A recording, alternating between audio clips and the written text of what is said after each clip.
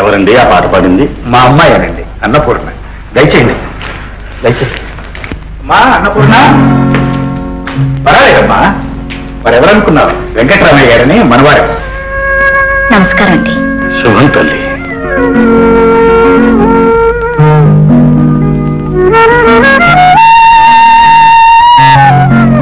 ఏం చదువుకున్నావు తల్లి?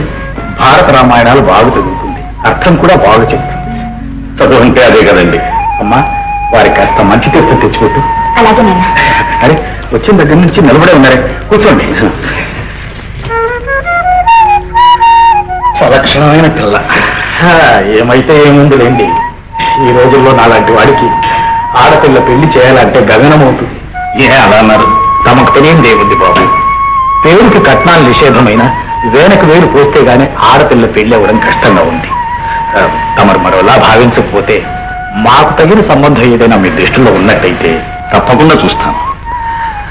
ఇంతకీ అబ్బాయి ఎలా ఉండాలని మీ ఉద్దేశం? అయ్యో, మీరిచ్చే కట్నాలకు హిరణ్యాక్షరాలు కూడానా బాబు? ఏదో 10 రాళ్లు సంపాదించుకుని భార్యను పోషించుకోగల కుర్రాడైతే చాలు. మరి ఆస్తిపాస్తులు? ఆ పాటింపులు ఏమీ లేవండి. ఇదేమిటమ్మా, నాన్నగారు మంచి తీర్థం తెమ్మంటే మజ్జిగ తెచ్చావు? మద్యంతో కలిపి మీరే మంచి తీర్థం అవుతుందని అని గ్రంథాల్లో చదివామన్నమాట. చాలా సంతోషం.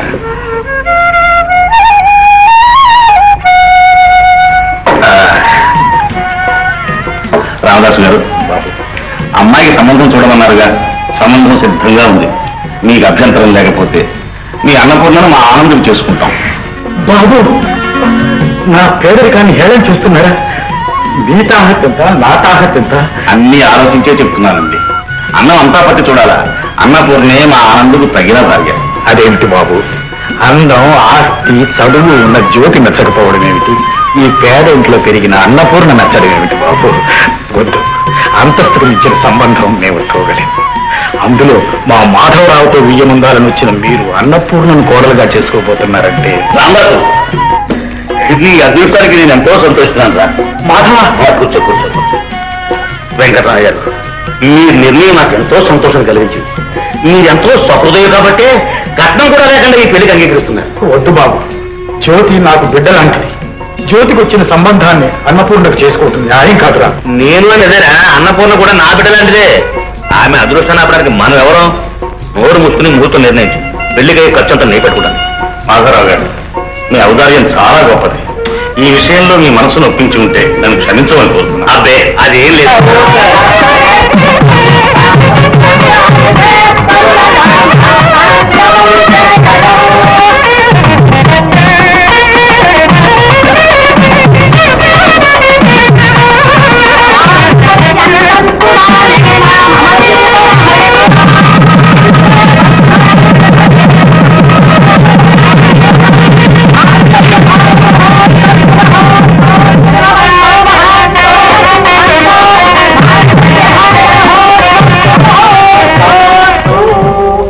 ఏమిటో వీరన్నా అలా నంజుతున్నావు? తృప్తిగా భోంచేయాలి. నాగనాగండి బాబు గారు, అందులో మా ఆనందబాబు గారు గొప్పను.